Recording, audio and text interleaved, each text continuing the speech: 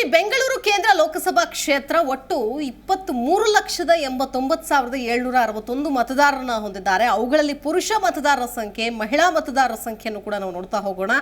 ಜಾತಿವಾರು ಲೆಕ್ಕಾಚಾರ ಆಗಿರಬಹುದು, ಅನೇಕ ವಿಚಾರಗಳು ಇಲ್ಲಿ ಫ್ಯಾಕ್ಟರ್ಸ್ ಇಂಪಾರ್ಟೆಂಟ್ ಆಗುತ್ತೆ.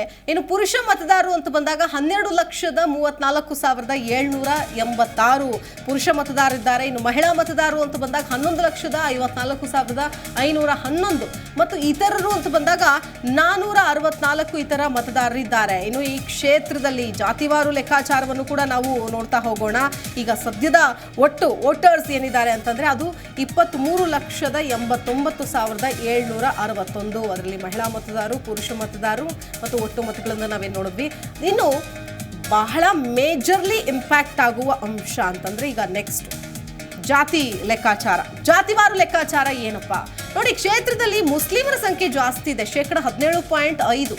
ಎಸ್ಸಿ ಮತ್ತು ಎಸ್ಟಿ ಮತಗಳು 18% ಮತ್ತು ಕ್ರಿಶ್ಚಿಯನ್ನರು 4.4%. ಕ್ಷೇತ್ರದಲ್ಲಿ ಸುಮಾರು 5 ಲಕ್ಷ ತಮಿಳು ಭಾಷಿಕರಿದ್ದಾರೆ, ಸುಮಾರು 4 ಲಕ್ಷ ಮುಸ್ಲಿಂ ಸಮುದಾಯ ಹಾಗೂ ಸರಿಸುಮಾರು 2 ಲಕ್ಷ ಕ್ರಿಶ್ಚಿಯನ್ ಸಮುದಾಯದವರು ಇದ್ದಾರೆ. ಅದರ ಜೊತೆಗೆ ಮಾರ್ವಾಡಿಗಳು, ಗುಜರಾತಿ ಸಮುದಾಯದವರು ಗಣನೀಯ ಸಂಖ್ಯೆಯಲ್ಲಿದ್ದಾರೆ. 3.95% ಗ್ರಾಮೀಣ ಮತ್ತು 96.5% ನಗರ ಜನಸಂಖ್ಯೆ ಇದೆ. ಅಂದರೆ ಗ್ರಾಮೀಣ ಮತ್ತು ನಗರ ಎರಡೂ ಕೂಡ ಇದೆ ಅನ್ನೋದನ್ನು ನೋಡಬೇಕಾಗುತ್ತೆ. ಅಲ್ಪಸಂಖ್ಯಾತ ಮತದಾರರ ಪ್ರಾಬಲ್ಯ ಇದೆ ಇಲ್ಲಿ. ಜೊತೆಗೆ ಭಾಷಾ ಅಲ್ಪಸಂಖ್ಯಾತರು ಹೆಚ್ಚಿನ ಸಂಖ್ಯೆಯಲ್ಲಿದ್ದಾರೆ. 6 ಲಕ್ಷ ತಮಿಳು ಜನ, 5 ಲಕ್ಷ ಮುಸ್ಲಿಮರು, ಸುಮಾರು 2 ಲಕ್ಷ ಕ್ರೈಸ್ತರಿದ್ದಾರೆ. ಇನ್ನು ಬಲ್ಜಿಗ, ಗೊಲ್ಲ, ಕುರುಬ, ತಿಗಳ, ವಿಶ್ವಕರ್ಮ, ಮಡಿವಾಳ, ಕಮ್ಮ ಇತ್ಯಾದಿ ಹಿಂದುಳಿದ ವರ್ಗದವರು ಸುಮಾರು 6 ಲಕ್ಷ ಜನರಿದ್ದಾರೆ. ವಿಶೇಷವಾಗಿ ಚಿಕ್ಕಪೇಟೆ ಮತ್ತು ಗಾಂಧಿನಗರ ಉಪನಗರಗಳ ಸುತ್ತಲೂ ಕೂಡ ಶಿವಾಜಿನಗರ, ಹಲ್ಸೂರು, ಗಾಂಧಿನಗರ, ಶೇಷಾದ್ರಿಪುರಂನ ಉಪನಗರಗಳ ಸುತ್ತ ತಮಿಳು ಜನಸಂಖ್ಯೆ ಕೇಂದ್ರೀಕೃತವಾಗಿದೆ. ಇವು ಗೆಲ್ಲುವ ಅಭ್ಯರ್ಥಿಗೆ ಬಹಳ ನಿರ್ಣಾಯಕವಾದಂತಹ ಅಂಶಗಳನ್ನ ಇಲ್ಲಿ ಆಗತ್ತೆ ಅಂತಾನೆ ಹೇಳ್ಬೋದು. ಸೊ ಈ ವಿಚಾರಗಳು ಹಾಗಾದ್ರೆ ಈ ಮತದಾರರ ಮೇಲೆ ಎಷ್ಟರ ಮಟ್ಟಿಗೆ ಕಾನ್ಸಂಟ್ರೇಟ್ ಮಾಡ್ತಾರೆ ಅನ್ನೋದೇ ಈಗಿರುವಂತಹ ಅಂಶ. ಸೊ ಇವತ್ತಿನ ಲೋಕ ಲೆಕ್ಕಾಚಾರದಲ್ಲಿ ನಮ್ಮ ಜೊತೆಗೆ ಮತ್ತೊಬ್ಬರು ಅತಿಥಿಗಳು ಜಾಯ್ನ್ ಆಗ್ತಾ ಇದ್ದಾರೆ. ರಾಜಕೀಯ ವಿಶ್ಲೇಷಕರು ಮತ್ತು ರಾಜಕೀಯ ಚಿಂತಕರಾದಂತಹ ಸಮೀವುಲ್ಲಾ ಸರ್ ಜಾಯ್ನ್ ಆಗ್ತಾ ಇದ್ದಾರೆ. ನಮಸ್ಕಾರ ಸರ್, ಕಾರ್ಯಕ್ರಮಕ್ಕೆ ಸ್ವಾಗತ. ಬೆಂಗಳೂರು ಸೆಂಟ್ರಲ್ ನಾವು ಹೇಳ್ತೀವಿ, ಮಿನಿ ಇಂಡಿಯಾ ಅಂತೀವಿ ಬೆಂಗಳೂರು ಸೆಂಟ್ರಲ್ನ. ಅಂದರೆ ಇಲ್ಲಿ ಎಲ್ಲ ಥರದ ಭಾಷೆ, ಎಲ್ಲ ಥರದ ಜನಾಂಗ, ಜಾತಿ, ಸಮುದಾಯ, ಬಡವ, ಬಲ್ಲಿದ ಎಲ್ಲರೂ ಕೂಡ ಕಾಣಸಿಗುವಂತಹ ಕ್ಷೇತ್ರ ಅಂತಂದರೆ ಅದು ಬೆಂಗಳೂರು ಸೆಂಟ್ರಲ್. 2008 ನಂತರ ಕ್ಷೇತ್ರ ಪುನರ್ ವಿಂಗಡಣೆ ಆದಮೇಲೆ 9, 14, 19 ಕಂಟಿನ್ಯೂಸ್ ಆಗಿ ಬಿಜೆಪಿ ಪ್ರಾಬಲ್ಯ ಇದೆ. ಬಟ್ ವೋಟ್ ಶೇರಿಂಗ್ ಅಂತ ಬಂದಾಗ ಒಂದಷ್ಟು ಡಿಫರೆನ್ಸಸ್ ಅನ್ನ ನಾವು ಕಂಡುಕೊಂಡು ಬರ್ಬೋದು. ಬಟ್ ಈ ಬಾರಿ ಒಂದು ನೇರ ಪೈಪೋಟಿ ಅಂತೂ ಇದೆ. That is because of guarantee ಯೋಜನೆ ಅಂತ ಹೇಳ್ಬೋದು. ಅಲ್ಪಸಂಖ್ಯಾತರ ಮತಗಳನ್ನ ಕಾನ್ಸಂಟ್ರೇಟ್ ಮಾಡಿದೆ ಕಾಂಗ್ರೆಸ್ ಅಂತ. ಮೊದಲೇದಾಗಿ ಏನು ಹೇಳ್ತೀರಿ ಸರ್? 5 ಕಾಂಗ್ರೆಸ್ ಇದೆ, 3 ಬಿಜೆಪಿ ಇದೆ. ಇದು ಮೇಲ್ನೋಟಕ್ಕೆ ಇದರ ಸ್ಟ್ರಕ್ಚರು, ಜಾತಿವಾದ ಸ್ಟ್ರಕ್ಚರು ಅಥವಾ ಧರ್ಮದ ಸ್ಟ್ರಕ್ಚರ್ ನೋಡಿದಾಗ ಸಾಂಪ್ರದಾಯಿಕವಾಗಿ ಕಾಂಗ್ರೆಸ್ ಪರ ಇರುವಂತಹ ಕ್ಷೇತ್ರ ಅಂತ ಮೇಲ್ನೋಟಕ್ಕೆ ಅನಿಸುತ್ತೆ. ನೀವು ನೋಡಿ, ಅಸೆಂಬ್ಲಿ ಈ ಬಾರಿಯ ಈಕ್ವೇಷನ್ ನಡೀತಿರೋದೇ ಅಸೆಂಬ್ಲಿ ವೋಟ್ಗಳನ್ನ ಪಾರ್ಲಿಮೆಂಟಿಗೆ ಕನ್ವರ್ಟ್ ಮಾಡುವ ಸ್ಟ್ರಾಟಜಿ. ನೀವು ಅಸೆಂಬ್ಲಿ ವೋಟ್ಗಳು ತಗೊಂಡಾಗ ಕಾಂಗ್ರೆಸ್ಸಿಗೆ 3,76,000 ವೋಟ್ಸ್ ಲಾಸ್ಟ್. ಬಿಜೆಪಿಗೆ 3,09,000. ಕಾಂಗ್ರೆಸ್ ಬಿಜೆಪಿಗಿಂತ 76,000 ಮುಂದಿದೆ. ವಿಧಾನಸಭೆಗೂ ಲೋಕಸಭೆ ಆವರೇಜ್ ಅಲ್ಲ, ಕರಾರುವಕ್ಕಾಗಿ ಹೇಳ್ತಿದ್ದೀನಿ. 3,76,475, 3,09,580 ಬಿಜೆಪಿ. ಬಟ್ ಪಾರ್ಲಿಮೆಂಟ್ ರಿಸಲ್ಟ್ ಬಂದಾಗ 76,000 ಬಿಜೆಪಿ ಲೀಡ್ ಬರುತ್ತೆ. ಅಂದ್ರೆ ಸರಿ ಸುಮಾರು 70,000 ರಿಂದ 80,000 ಅಥವಾ 1 ಲಕ್ಷ ವೋಟು ಶಿಫ್ಟ್ ಆಗುತ್ತೆ. ಇದು ಯಾವ ಕಾನ್ಸೆಪ್ಟ್ ಇದು? ಸೊ ಈ ಶಿಫ್ಟ್ ಆಗೋ ವೋಟ್ಸ್ ಅನ್ನ ನೀವು ಗ್ಯಾರಂಟಿ ಯೋಜನೆಗಳ ಮೂಲಕ, ಯಾಕೆಂದ್ರೆ ಇದರಲ್ಲಿ ಈ ಕ್ಷೇತ್ರದ ಸ್ಟ್ರಕ್ಚರ್ ನೋಡಿದ್ರೆ ಗ್ಯಾರಂಟಿ ಫಲಾನುಭವಿಗಳ ಸಂಖ್ಯೆ ಜಾಸ್ತಿ ಇದೆ. ಎಕ್ಸಾಕ್ಟ್ಲಿ. ಕೊಳಗೇರಿಗಳು, ಕೊಳಚೆ ಪ್ರದೇಶ ಜಾಸ್ತಿ ಇರುವಂತಹ ಏರಿಯಾ. ಆಮೇಲೆ ಲೋಯರ್ ಮಿಡ್ಲ್ ಕ್ಲಾಸು, ಆಮೇಲೆ ತಮಿಳ್ ಸ್ಪೀಕಿಂಗ್ ಪಾಪ್ಯುಲೇಷನ್ನು, ಆಯ್ತಾ? ಸೊ ಹೀಗಾಗಿ ನೀವು ಕಳೆದ ಬಾರಿನಲ್ಲಿ ಏನು ಅಂಥ ಬಿಗ್ ಮಾರ್ಜಿನ್ ಏನು ವಿನ್ ಆಗ್ತೇವೆ, 1 ಲಕ್ಷ ಚಿಲ್ಲರೆ ಬಿಗ್ ಮಾರ್ಜಿನ್ ಇವ್ರ ವಿರುದ್ಧ, ರಿಜ್ವಾನ್ ಅರ್ಷದ್ ಅವ್ರ ವಿರುದ್ಧ. ಸೊ ಹೀಗಾಗಿ ಈ ಬಾರಿ ಕಳೆದ ಬಾರಿ ಗ್ಯಾರಂಟಿ ಯೋಜನೆಗಳು ಅಥವಾ ಸ್ಟ್ರಾಂಗ್ ಆಗಿ ಕಾಂಗ್ರೆಸ್ಸನ್ನು ಬ್ಯಾಕ್ ಮಾಡುವಂಥ ಯೋಜನೆಗಳು ಇರಲಿಲ್ಲ. ಕರೆಕ್ಟ್. BJP ಏನು ಮಾಡೋದು, ಅಲ್ಲಿ ಮುಸ್ಲಿಮ್ರಿಗೆ ಇವ್ರು ಕೊಡಲೇಬೇಕು, ಬೇರೆ ಕಡೆ ಕೊಡೋದಕ್ಕೆ ಆಸ್ಪದ ಇಲ್ಲ, ಮುಸ್ಲಿಮ್ರಿಗೆ ಕೊಡಲಿಲ್ಲ ಅಂತಂದರೆ ಬೇರೆ ಕಡೆ ಇಂಪ್ಯಾಕ್ಟ್ ಆಗುತ್ತೆ ಅಂತ ಒಂದು ಕ್ಷೇತ್ರನ ಮುಸ್ಲಿಮಲ್ಲಿ ಕೊಡ್ತಾರೆ. PC ಮೋಹನ್ ಅಥವಾ ಭಾರತೀಯ ಜನತಾ ಪಕ್ಷ ಪೋಲರೈಸ್ ಮಾಡೋದು. ಪ್ರತಿ ಸರಿನೂ ಅವರು ಮುಸ್ಲಿಂ ಕ್ಯಾಂಡಿಡೇಟ್ನೆಲ್ಲ ಹಾಕಿದರೆ ಹಿಂದೂ ವೋಟ್ಸನ್ನು ಪೋಲರೈಸ್ ಮಾಡೋದು. ನೀವು ತಮಿಳರಾಗಿರಲಿ, ನೀವು ಬ್ಯಾಕ್ವರ್ಡ್ ಕಮ್ಯುನಿಟಿನರಾಗಿರಲಿ, ಮುಸ್ಲಿಂ ಕ್ಯಾಂಡಿಡೇಟ್ ಕೊಟ್ಟಿದ್ದಾರೆ. ಕಾಂಗ್ರೆಸ್ನ ಕೆಲವರೂ ಕೂಡ BJPಗೆ ವೋಟನ್ನು ಹಾಕ್ತಾ ಇತ್ತು. ಕಾಂಗ್ರೆಸ್ನ ಕ್ಯಾಂಡಿಡೇಟ್ ಮುಸ್ಲಿಂ ಕ್ಯಾಂಡಿಡೇಟ್ ಅನ್ನೋ ಕಾರಣಕ್ಕೆ. ಬಟ್ ಈ ಬಾರಿ ಇದರ ಗ್ಯಾರಂಟಿ ವೋಟ್ಗಳ ಒಂದು ಬ್ಲೆಂಡ್ ಇದೆ. ಅವು ಎಷ್ಟರ ಮಟ್ಟಿಗೆ ಶಿಫ್ಟ್ ಆಗ್ತವೆ ಅನ್ನೋದ್ರ ಮೇಲೆ ಈ ಚುನಾವಣೆಯ ಫಲಿತಾಂಶ ಮೇಲ್ನೋಟಕ್ಕೆ ನಿಂತಿದೆ ಅಂತ ಅನ್ಸುತ್ತೆ. ಜೊತೆಗೆ ನೋಡಿ ಬೆಂಗಳೂರು ಪ್ರಶೋಪ್ ನೋಡ್ತಾ ಇದ್ದೀವಿ, ಒಂದು ಕಡೆ ಇಲ್ಲಿ ಶಿಫ್ಟಿಂಗ್ ಅಂತ ಬಂದಾಗ 20-30 ಸಾವಿರ ಟಿಲ್ 50,000 ಇದ್ರೂ ಆಗಬಹುದೇನೋ. ಮೋರ್ ದ್ಯಾನ್ ಇದ್ದಾಗ ಒಂದು ರಿಸ್ಕ್ ಫ್ಯಾಕ್ಟರ್ ಅನ್ನೋದು ಇದ್ದೇ ಇರುತ್ತೆ. ಅಷ್ಟು ಈಸಿನಾ ಅಂತ. ಸೊ ಕಂಪ್ಯಾರಿಟಿವ್ಲಿ ಜಾಸ್ತಿ ಹಾಕೊಂಡು ಬಂದಿದೆ ಅಂದರೆ ಡಿಫ್ರೆನ್ಸು. ಬಟ್ ಆದರೆ ಈ ಬಾರಿ ಎಷ್ಟರ ಮಟ್ಟಿಗೆ ಪ್ರಭಾವ ಬೀರಿದೆ ಅನ್ನೋದು ಏನು ಹೇಳ್ತೀರಿ? ಸೊ ಪ್ರತಿ ಬಾರಿ ಈಗ ಸರ್ ಹೇಳ್ದಂಗೆ ಆ ಒಂದು ಮಿಸ್ಟೀರಿಯಸ್ ಆಗಿ ಒಂದು 70,000-80 ಸಾವಿರ ವೋಟ್ಗಳು BJPಗೆ ವೋಟ್ ಪ್ಯಾಟ್ರನ್ ನೋಡ್ತಾ ಹೋದ್ರೆ ಪ್ರತಿ ಬಾರಿಯೂ ಕೇಂದ್ರದ ಒಂದು ಚುನಾವಣೆ ಆಗಿದ್ದಂತ ಒಂದು ಸಂದರ್ಭದಲ್ಲಿ ವೋಟಿಂಗ್ ಪ್ಯಾಟ್ರನ್ ಕರ್ನಾಟಕದ ಕಂಪ್ಲೀಟ್ ಶಿಫ್ಟ್ ಇರುತ್ತೆ. ಎಕ್ಸಾಕ್ಟ್ಲಿ. UPA ಟು ಪೀಕ್ ಇತ್ತು ಮನಮೋಹನ್ ಸಿಂಗ್ ಟೈಮ್. ಆ ಒಂದು ಟೈಮಲ್ಲೂ ಕೂಡ ಡಬಲ್ ಡಿಜಿಟೇ ಕೊಡ್ತಾರೆ ಕರ್ನಾಟಕ BJPಗೆ.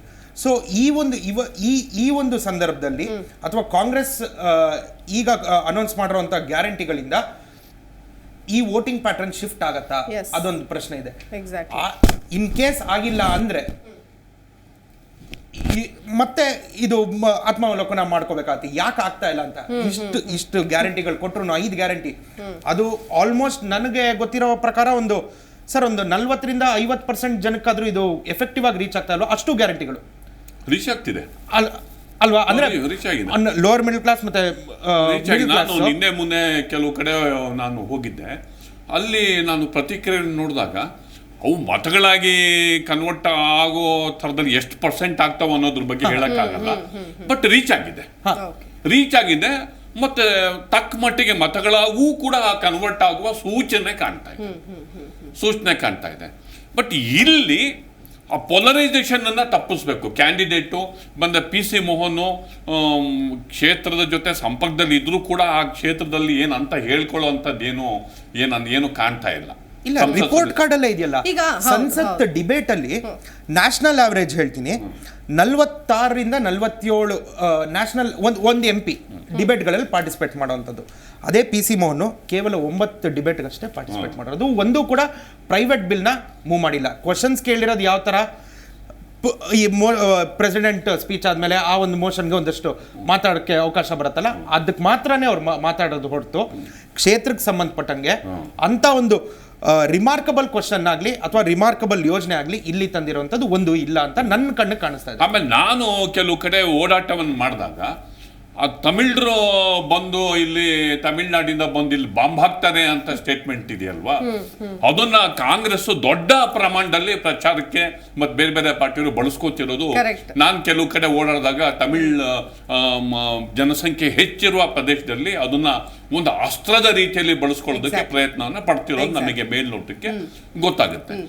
ಈಗ ಏನು ಅಂತಂದ್ರೆ ಕಾಂಗ್ರೆಸ್ನ ಕ್ಯಾಂಡಿಡೇಟು ಹೊಸಮುಖ, ಜೊತೆಗೆ ಅವರಿಗೆ ಅವರ ಹಿನ್ನೆಲೆ ಅವರ ತಂದೆ ಹಿರಿಯ ರಾಜಕಾರಣಿ, ರೆಹಮಾನ್ ಖಾನ್ ಅವರು ಹಿರಿಯ ರಾಜಕಾರಣಿ, ಎಜುಕೇಶನಲ್ ಇನ್ಸ್ಟಿಟ್ಯೂಷನ್ಗಳ ಬ್ಯಾಕ್ಗ್ರೌಂಡು ಅವರಿಗಿದೆ. ಬಟ್ ಗಾಂಧಿನಗರ ಮತ್ತು ಕೆಲವು ಏರಿಯಾ ಲೋಕಸಭೆಗೆ ಬಂದಾಗ ಬಿಗ್ ಮಾರ್ಜಿನ್ ಅಲ್ಲಿ ಬಿಜೆಪಿ ಕೊಡ್ತಾರೆ. Exactly sir. ಇದು ಏನು ಅಂತಂದ್ರೆ ಇಲ್ಲಿ ಗ್ಯಾರಂಟಿ ಓಕೆ, ಬಟ್ ಆದ್ರೆ ಇಲ್ಲಿ ಇನ್ನೊಂದಷ್ಟು ಅಂಶಗಳು ಏನು ಅಂತಂದ್ರೆ, ಒಂದು ನಾವೀಗಾಗಲೇ ಡಿಸ್ಕಸ್ ಮಾಡಿದ್ವಿ, ಒಂದು ಸ್ವಚ್ಛತೆ ವಿಚಾರ, ಕಸದ ವಿಚಾರ, ಕುಡಿಯೋ ನೀರಿನ ವಿಚಾರ, ಅದರಲ್ಲೂ ಮೇಜರ್ಲಿ ಟ್ರಾಫಿಕ್ ವಿಚಾರ, ಆಮೇಲೆ ಸ್ಲಮ್ಗಳನ್ನ ಒಂದು ಉನ್ನತ ಮಟ್ಟಕ್ಕೆ ಏರಿಸುವಂತಹ ವಿಚಾರ. ಅಂದ್ರೆ ಇಲ್ಲಿ ಟೂ ಡಿಫ್ರೆಂಟ್ ಟೈಪ್ಸ್ ಆಫ್ ನಾವು ಪೀಪಲ್ ನೋಡ್ಬೋದು. ಒಂದು ಅಪಾರ್ಟ್ಮೆಂಟ್ ಅಲ್ಲಿ ಲಕ್ಸುರಿಯಸ್ ಲೈಫ್ ಅನ್ನ ಬಾಳೋರು, ಅಲ್ಲೇ ಸುತ್ತಮುತ್ತ ಇರುವಂತಹ ಕೊಳಗೇರಿ ನೋಡಿ, ಅಲ್ಲಿ ಸೆಂಟ್ರಲ್ ಒಂದು ಅಪಾರ್ಟ್ಮೆಂಟ್ ಇರುತ್ತೆ, ಅಲ್ಲಿ ಐಷಾರಾಮಿ ಜೀವನ ನಡೆಸೋರು, ಪಕ್ಕದಲ್ಲೇ ಒಂದು ಸ್ಲಮ್ ಇರುತ್ತೆ. ಈ ಡಿಫ್ರೆನ್ಸ್ ಏನಿದೆ, ಇಬ್ಬರು ಮತದಾರನ ಸೆಳೆಯುವಂತಹ ಪ್ರಯತ್ನ, ಇದು ಯಾವ ತರ ಏನ್ ಹೇಳ್ತೀರಿ? ಇದು ಒಂದು ನಮ್ಮ ಸಿಸ್ಟಮ್ ಅಲ್ಲಿ ಅಂತಸ್ತುಗಳು ಹೇಗಿವೆ, ತಾರತಮ್ಯ ಹೇಗಾಗ್ತಿದೆ ಅನ್ನೋದ್ರ ಸಂಕೇತ. ನಮ್ಮ ಯೋಜನೆಗಳು ಯಾರಿಗೆ ರೀಚ್ ಆಗ್ತಿವೆ ಮತ್ತೆ ಯಾರಿಗೆ ರೀಚ್ ಆಗ್ತಿಲ್ಲ ಅನ್ನೋದ್ರ ಸಂಕೇತ. ನಮ್ಮ ಸಿಸ್ಟಮ್ಮು, ನಮ್ಮ ಚುನಾಯಿತ ಪ್ರತಿನಿಧಿಗಳು ಫೇಲ್ಯೂರ್ ಆಗ್ತಿದ್ದಾರೆ ಅನ್ನೋದ್ರ ಸಂಕೇತ. ಆ ಕ್ಷೇತ್ರದಲ್ಲಿ ಡೆವಲಪ್ಮೆಂಟ್ಗೆ ಅಟ್ಲೀಸ್ಟ್ ಆ ಜನರ ಸ್ವಾಭಿಮಾನವನ್ನ ಹಿಗ್ಗಿಸುವಂತ ಕೆಲಸ ಆಗಬೇಕು. ಅದು ಯಾವತ್ತೂ ಆಗ್ತಿಲ್ಲ. ಉತ್ತರದ ಕೇಂದ್ರ ಕ್ಷೇತ್ರ ಇದೆಯಲ್ಲ, ಅಂಥದ್ದೊಂದು ಕ್ಷೇತ್ರ, ಅಲ್ಲಿ ಡೆವಲಪ್ಮೆಂಟಿಗೆ ಸಿಕ್ಕಾಪಟ್ಟೆ ಸ್ಕೋಪ್ ಇದೆ. ಒಂದು ಹ್ಯೂಮನ್ ಡೆವಲಪ್ಮೆಂಟ್, ಮನುಷ್ಯನ ಬೇಸಿಕ್ ನೆಸೆಸಿಟಿಗಳಿಗೆ ಸಮಸ್ಯೆ ಇದೆ. ಸ್ಲಮ್ಗಳಲ್ಲಿ ಅಲ್ಲಂತೂ ಹೇಳಕ್ಕೂ ನೀವು ಹೇಳಿದಾಗೆ ಕುಡಿಯೋ ನೀರಿನ ಸಮಸ್ಯೆ ಇದೆ, ನೀರಿನ ಸಮಸ್ಯೆಗಳಿವೆ. ಇದು ಯಾವತ್ತೂ ಯಾರೂ ಅಟೆಂಡ್ ಮಾಡಿಲ್ಲ. ಏನೋ ಲೋಕಲ್ MLAsಗಳು ಅವರ ಕ್ಷೇತ್ರದ ಮಟ್ಟಿಗೆ ಸಮಸ್ಯೆ ಇದ್ದಾಗ ಅವ್ರು ಅಟೆಂಡ್ ಮಾಡ್ಕೊಂಡು ಬಿಡ್ತಾರೆ ಹೊರತು MP-ಗಳಂತೂ ಇದಕ್ಕೂ ಅದಕ್ಕೂ ಸಂಬಂಧವೇ ಇಲ್ಲ ಅನ್ನುವ ರೀತಿಯಲ್ಲಿ MP-ಗಳ ಬಗ್ಗೆ, ಈ ಪ್ರೆಸೆಂಟ್ MP-ಗಳ ಬಗ್ಗೆ ಆ ತರ ಒಪಿನಿಯನ್ ಇದೆ. ಜೊತೆಗೆ ಅವರು ಅವೈಲಬಲ್ ಇಲ್ಲ ಅನ್ನೋ ತರದಿದೆ. ಸೀಮಿತವಾದ ಕಾಂಟ್ಯಾಕ್ಟ್ ಅಲ್ಲಿ ಅವರು ಸೀಮಿತವಾಗಿ, ಅವರು ಈಗ ಮೊನ್ನೆ ಅಲ್ಲಿ ಯಾವ್ದೋ ಚಿಕ್ಕಪೇಟೆನಲ್ಲಿ ಗಲಾಟೆ ಆಯ್ತಲ್ಲ, ಆ ಗಲಾಟೆ ಟೈಮಲ್ಲಿ ತನ್ನ ಅಸ್ತಿತ್ವವನ್ನ ರಿಜಿಸ್ಟರ್ ಮಾಡ್ಕೊಳ್ಳೋದಕ್ಕೆ ಜನರನ್ನ ಕರ್ಕೊಂಡ್ಬಂದು ಅದನ್ನ ಎಗೈನ್ ಅಲ್ಲೊಬ್ಬ ಮುಸ್ಲಿಂ ಕ್ಯಾಂಡಿಡೇಟ್ ನಿಲ್ಬೋದು ಅಂದ್ರೆ ಹಿಂದೂ ಮುಸ್ಲಿಂ ಪೋಲರೈಸೇಷನ್ಗೆ ಕೊನೆ ಗಂಟೆಯಲ್ಲಿ ಪ್ರಯತ್ನ ಪಟ್ಟಿದ್ದು ನಮಗೆ ಗೊತ್ತಾಗುತ್ತೆ. ಅಲ್ಲ, ಅನ್ಅಫಿಷಿಯಲ್ ಆಗಿ ಆ ಚಿಕ್ಕಪೇಟೆ ಗಲಾಟೆ ಎಲ್ಲೋ ಒಂದ್ ಕಡೆ ಬಿಜೆಪಿಯ ಒಂದು ಚುನಾವಣಾ ಪ್ರಚಾರದ್ದು ಸ್ಟಾರ್ಟ್ ಹೌದು, ಅದರಿಂದಾನೇ ಸ್ಟಾರ್ಟ್ ಮಾಡ್ಬಿಟ್ರು ಅವರು. ಹೌದು. ಈಗ ಈ ಕೋವಿಡ್ ನಂತರದಲ್ಲಿ ನಡೀತಾ ಇರುವಂತಹ ಮೊದಲ ಲೋಕಸಭಾ ಚುನಾವಣೆ ಇದು. ಯಾಕಂತಂದ್ರೆ ಈಗ 5 ವರ್ಷದಲ್ಲಿ ಹೌದು, ಅದಾದ್ಮೇಲೆ ಬದಲಾವಣೆಗಳು ಅಂತ ಬಂದಾಗ ಈ ಅಂಶಗಳು, ಯಾಕಂದ್ರೆ ಬೆಂಗಳೂರು ಸೆಂಟ್ರಲ್ನಲ್ಲಿ ಪಾಪ ಬೇರೆ ಬೇರೆ ಕಡೆಯಿಂದ ಬಂದಂತಹ ಜನ ಬಹಳ ದೊಡ್ಡ ಸಂಖ್ಯೆಯಲ್ಲಿದ್ದರು, ಬೇರೆ ಬೇರೆ ರಾಜ್ಯದಿಂದ, ಇದೇ ನಮ್ಮ ಕರ್ನಾಟಕದಲ್ಲಿ ಬೇರೆ ಬೇರೆ ಮೂಲೆಗಳಿಂದ ಬಂದವರು. ಸೊ ಇವರನ್ನ ಅಲ್ಲಿ ಏನು ನೋಡ್ಕೊಂಡಿದ್ದು ಅಥವಾ ಭಾವಿಸಿದ್ದು ಎಲ್ಲೋ ಒಂದು ಕಡೆ ತುಂಬಾನೇ ಕಷ್ಟ ಅನುಭವಿಸಿದ್ರು ಅನ್ನೋದು ಕೂಡ ಇದ್ದೇ ಇದೆ ಈಗಲೂ ಕೂಡ. ಅಂದ್ರೆ ಈ ಏನು ಫ್ರೀ ಆದಂತಹ ಒಂದಷ್ಟು ಕಿಟ್ಸ್ ಆಗಿರ್ಬೋದು, ಮತ್ತೊಂದಾಗಿರ್ಬೋದು, ಇಲ್ಲಿ ಆ ಜನತೆಗೆ ಆ ಒಂದಷ್ಟು ಅಸಮಾಧಾನ ಕೂಡ ಇದೆ. MP ಅಲ್ಲಿ ಹೋದ್ರು ಆ ಟೈಮಲ್ಲಿ ಏನು ಮಾಡಿದ್ರು ಅಂತ. ನೀವು ಚಾಮರಾಜಪೇಟೆ ತಗೊಳ್ಳಿ, ನೀವು ಶಾಂತಿನಗರ ತಗೊಳ್ಳಿ, ನೀವು ಸರ್ವಜ್ಞ ನಗರ ತಗೊಳ್ಳಿ, ಗಾಂಧಿನಗರ ತಗೊಳ್ಳಿ, ಅಲ್ಲಿಯ ಶಾಸಕ ಮಹದೇವಪುರ ತಗೊಳ್ಳಿ, ಅಲ್ಲಿಯ ಶಾಸಕರು ಮಾಡಿದಂತಹ ಕೆಲಸಗಳಿವೆ ಅಲ್ಲ, ಯಾವ ಪಾರ್ಟಿನಾರು ಸೇರಿರ್ಲಿ, ನಾವು ಆ ಸಂದರ್ಭದಲ್ಲಿ ಜನರ ಜೊತೆ ನಿಂತವ್ರನ್ನ ನಾವು ಅವ್ರ ಬಗ್ಗೆ ಪ್ರಶಂಸೆ ವ್ಯಕ್ತಪಡಿಸಲೇಬೇಕು. ಸಾವು ಬದುಕಿನ ನಡುವೆ ಜನ ಸೆಣಸಟ್ಟ ಮಾಡುವಂತಹ ಸಂದರ್ಭದಲ್ಲಿ ಕನಿಷ್ಠ ಅಟೆಂಡ್ ಮಾಡುವಂತಹ ಕನಿಕರ ಅಥವಾ ಹೃದಯನಾದ್ರೂ ಬೇಕಾಗುತ್ತೆ. ಈ ಹಾಲಿ ಸಂಸತ್ ಸದಸ್ಯರು ಆ ಭಾಗದಲ್ಲಿ ಎಲ್ಲೂ ಕೂಡ ಅವರು ಕಾಣಿಸ್ಕೊಂಡು ಇದು ದೊಡ್ಡ ನೆಗೆಟಿವ್ ಪಾಯಿಂಟ್ ಆಗಿದೆ. ಎಕ್ಸಾಕ್ಟ್ಲಿ. ಜಿ ಕನ್ನಡ ನ್ಯೂಸ್ ಈಗ ನಿಮ್ಮ ಮನೆಯಲ್ಲೇ ನೋಡಿ. ಎಲ್ಲ ಕೇಬಲ್ಗಳಲ್ಲಿ ಈಗ ಲಭ್ಯ.